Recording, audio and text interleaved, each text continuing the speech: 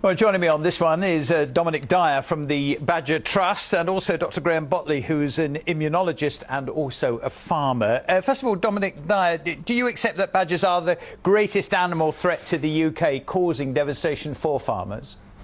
No, I think it's the other way around, actually. I think cattle, farming in this country is a form of industrial pollution that pours TB into badgers, into domestic dogs and cats, deer, foxes, rats, and many other animals. It's not the badger to blame. 95% of infection in terms of cattle herds is from cow to cow. The badger is being demonised, and I'm afraid most of the badgers being killed under this kill policy don't have TB at all, and their removal will have no impact on lowering the disease whatsoever. OK, Dr. Bottley, do you accept that, and does culling work? Culling absolutely works. Most of what Dominic said there was actually incorrect. Although most of the transmission is from cow to cow, badgers are a major problem because they are highly susceptible to bovine TB. They spread it very readily. And if you eliminate it from a cattle herd and have contaminated badgers, you will have a contaminated herd again very, very quickly. Until the badgers are dealt with, it can never be eliminated from the system. Figures show where there has been a badger cull, like in Gloucestershire, there was a 66% reduction in bovine TB. That's got to be a good thing, hasn't it?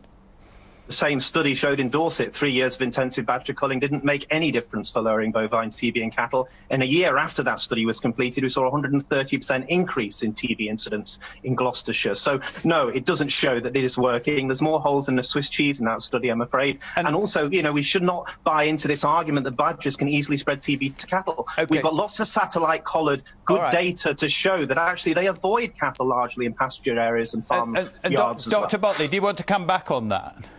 Yeah, absolutely. So the 130% increase has to be taken as a scientific fact. And this is one of the problems with trying to interpret scientific data by non-scientists.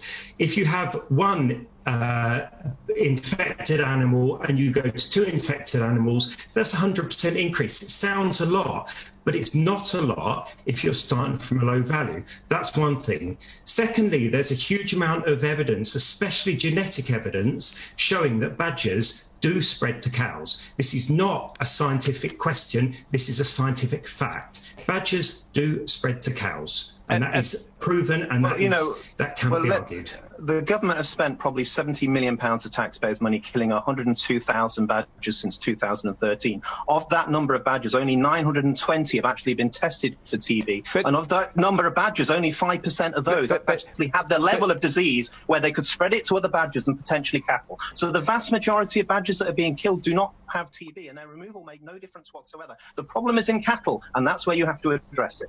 I think we could talk about this for a very long time. We haven't got the time. Dominic Dyer and also Dr. Graham Bottley, thank you both for coming on tonight. Wish you well. Thank you for your time. Thank you. Yes, Dominic Dyer is from the Badger Trust. Dr. Graham Bottley is a farmer and immunologist.